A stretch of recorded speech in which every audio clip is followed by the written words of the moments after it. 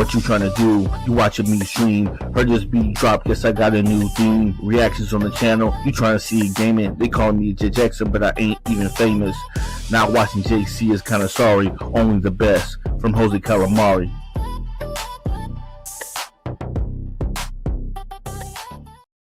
Bro, y'all ready?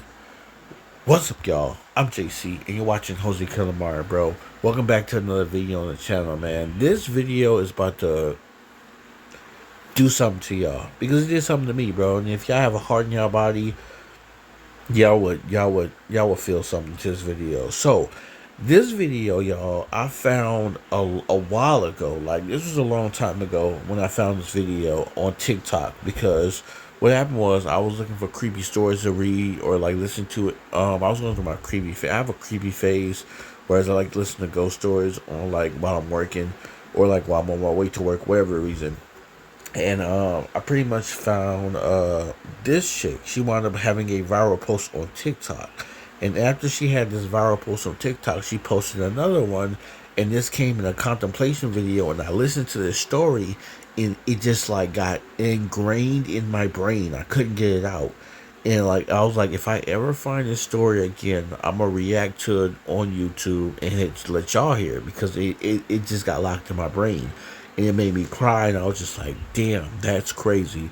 So, I literally go on YouTube today, and I type in what I remember of the story, and bam, it pops up in this video, okay? TikTok's Creepy Dreams, the Audacity Stitch, okay? At Paranormal 300, 3008, whatever.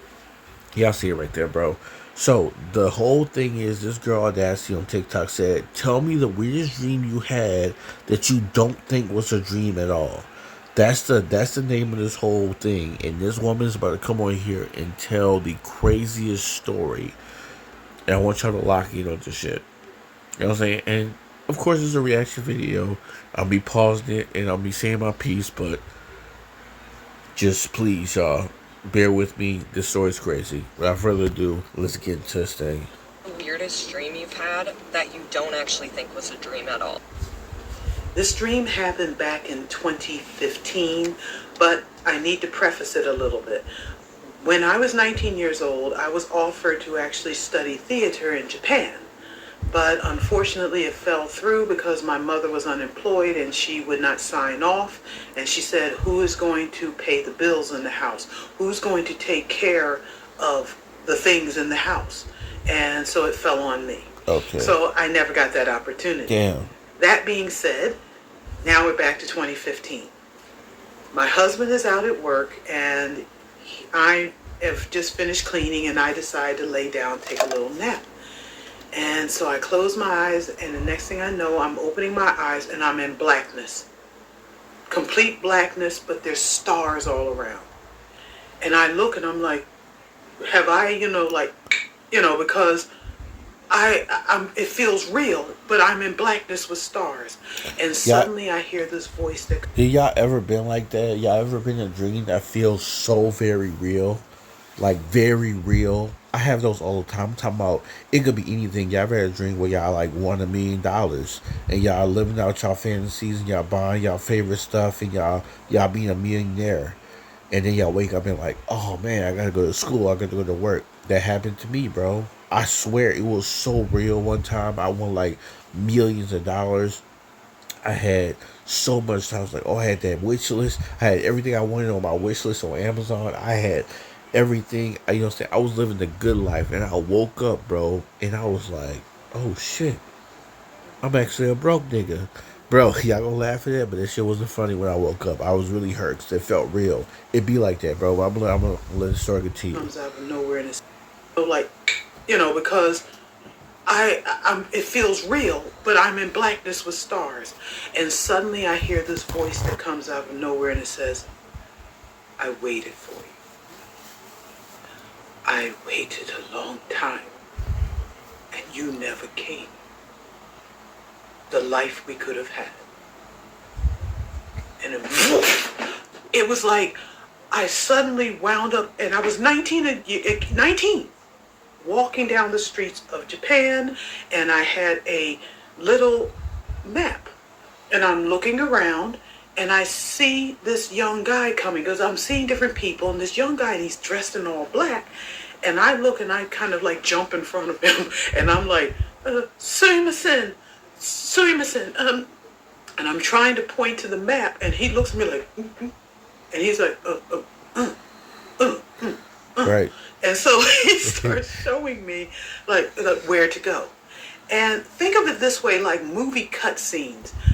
What happens is this next, I run into him again. And we just kind of nod to each other. And then another time I run into him again. And we kind of smile and nod at each other.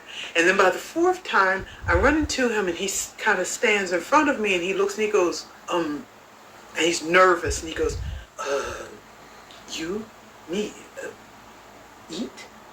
Would you eat? He asked her a date, y'all. And I said, okay, you're a little young, because he looked younger than me. And he was like, no, it's okay, it's okay. And so we go to eat. And the next thing I know, we start laughing and joking. And then we're listening to music together. And then the next thing I know, we're getting married. And we get married. And I have on all red, and this looks beautiful. And then the next thing I know, I realize he's a musician. He's playing music. So, if y'all don't understand what's going on, I'm already crying because I already know what's going to happen and take place in this story. It's just so beautiful. What's happening is, like she said, it's in movie cutscenes. You ever seen a montage of a movie where, like, time pass, let's say two people meet, and then time pass in the movie, and they keep running into each other, and then music is playing the whole time, and then they go from them dating and laughing, and then time skips again, and that's what's happening throughout this whole dream. Time just keeps skipping to the next beautiful moment, and the next beautiful moment, and y'all about to see what's gonna happen. But it's just like, bro, this shit right here, this shit hit me like a fucking ton of bricks, bro.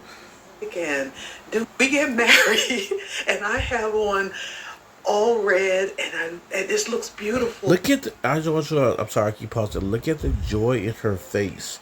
Look how like she's really telling us, like she's really living like in that moment, like she's been there. Look at the joy in this woman's face, bro. It's bro. You got me over here, bro. Jesus, bro. Like y'all got me over here. Need Kleenexes and shit, bro. Y'all don't even understand. Y'all haven't seen a story like me. I'm sorry. I'm gonna let it play out. I'm sorry. I'm gonna let it play out. And then the next thing I know, I realize he's a musician. He's playing music and doing different things, and I'm still working in art and working in theater. Then we have a blowout argument. He looks like he's around 23 and I'm about 25 or 26. Right. And what it was is that he cheated on me. Oh, hell no. And so I told him, get out, and it was over. And then imagine the cutscene, like a few years later, you suddenly see my friends, our friends, saying, oh, he's not doing well, you should talk to him. And I was like, oh, I don't think so. So it was over. And then it's supposedly 8 years have gone by. Skip. I run into him at an event, and he turns to me and he's like, please, forgive me. I said, please, I'm sorry. He says, it's not cheating. And I said, it was cheating. He said, I didn't rough her. I said, you roughed her. He said, no. He's like, no, it's not cheating. I didn't love her, bro. There was a video of that I died laughing to. Niggas like, bro, it's not cheating if... The dude said the video was like, bro, it's not cheating, bro. If I'm not in love, it's like, no, nigga, it's still cheating, bro. Oh, no. And it became this whole thing. And this is how you should have known it was a dream. I took him back. Right. She took him back. Yeah. That's crazy. Back. So we get back together, and this time he is stuck under me like glue. Everywhere I go, he's there. Everywhere I go, he's there. We're just like bonded together, and we've, worked it out and forgiven each other. And then suddenly I'm like, woof. I realize he's written me a song, and he's showing me a song. And the song is called Taiyo no Iko or Taiyo no Iku. I'm not sure which one it is, okay. Because I don't speak Japanese, but I did, obviously, in that time when I was with him, but right. In real life, I don't. But he wrote this song for me, and the song became popular and was played all over Japan. And after that, he becomes a songwriter. And then whoosh, we go forward. I'm about 30, 32. We have a daughter named Miko. Oh. And her real name is like Kumiko, but we call her Miko. Oh. And then whoosh, we go further. And he is on the red carpet. I'm standing next to him, and we're answering questions, and I'm no longer in theater. I'm just like doing art and things like that. Then whoosh, we go further. Miko's getting married. Damn. She's getting married, and she's marrying a guy who actually does pottery. Oh, okay. And they're going to move out to the countryside because that's where he works. And my husband is like, we should move out there. We should move with them. Move nearby. Right, so you can be with your So that way grandchildren. we leave from where we are and we move out to the countryside. And then whoosh, go further. Now I'm aging. I'm like 60. And I literally have a granddaughter. And she's so cute. And I have a little granddaughter. And then whoosh, the next thing I know, I'm a little older and we're walking down some sort of like red carpet event with like gray walls, and he's getting a Lifetime Achievement Award for him being a musician and songwriter, and mostly songwriter. And I have been the one painting his covers, the covers of his albums. Right. And behind us is one of my paintings. It's like this brown tree with like cherry blossoms, and then whoosh, we go further, and I see myself older, and I'm in the yard, and I'm working in my garden, and I look up, and he's smiling over at me as he's picking up something, and I go in my kitchen, and there's wood walls in the kitchen, and there's this big window with this beautiful countryside, and then whoosh, we go further, and we're elderly, and he receives a Lifetime Achievement Award for all of the songs he's written. And then woof. Next thing I know, we're both walking and he's helping me, and I'm telling him I feel so tired. I just feel tired. And he tells me, let's sit on the bench. And so we sit on the bench. And at this point, y'all understand, they probably gotta be old as shit right now. Like, bro, they're probably like fucking 80, 70 years old. It's like, well, look at her face, y'all. She's happy. This is a face of somebody who's content, of who, like, I lived my life. I was happy, and bro, Jesus, bro, tears won't stop dropping, bro. This shit's crazy. And he puts his feet up on the bench, puts his head on my lap, and I'm like, woo! I'm like, you don't do that in public. And he's like, oh, we're old. Doesn't matter, we're old. We do what we want. Like, so he puts his head on my lap, and I'm looking at him touching his hair, and I'm thinking, my God, after all this time, he's still so handsome. Oh. And I look up at the clouds, and it's blue, and it's such a beautiful sunny day, and I'm like, my God, what a beautiful life I've lived. It's so beautiful. And the next thing I know, I'm suddenly looking down at us on the park bench. I see me, an old lady, and him with his head on my lap. And there's people all over, and there's sunshine and green grass and flower petals just falling from all the trees. And then I'm back into the darkness again. And I'm like, what happened? And I hear, I waited for you. I'm sorry, I can't wait anymore. But I waited for you. And then I was back in my bed. And Yo, there's no fucking way, bro. There's no way, y'all.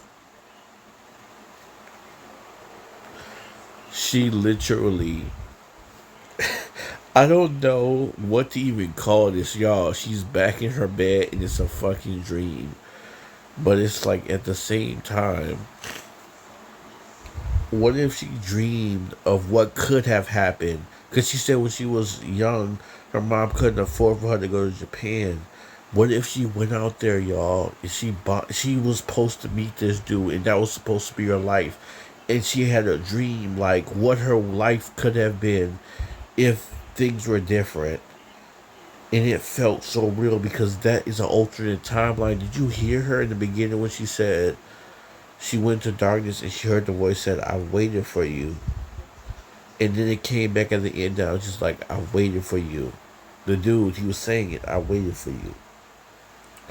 I tried being there, you know, but I can't wait anymore." He had to, because the timeline it didn't happen, so it like that's crazy, bro.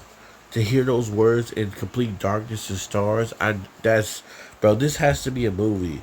Like this has to be a movie, bro. This has to be a movie plot. Y'all can't tell me this don't sound crazy. I just sat there and I was like, Miko, Miko. She's looking And for. I'm looking around. I'm like, where's my husband? Which I never got his name. I don't even remember his name. And I just looked around and I was like, no, no, no. And I started crying. I started bawling. I could not believe what had just happened. It was like I had just lived an entire life and I was back in my little home. And I was like, what happened? What happened? Where are they? And to this day, I have never gotten over that. Damn. Still haven't gotten over that. I don't know who he is. Their faces are all blurs. But it felt like I literally lived an entirely different life in just a dream. And it felt so real. It'd be like that, y'all. Did I jump dimensions? It'd be Did like I that. shift to something? Was it just a crazy dream? I don't know. But it was so It could be a realistic. crazy dream. And I'll never forget it, and I'll never get over it. Thank you for listening. Bro, and I want you to understand this woman, Yada Dove, 999.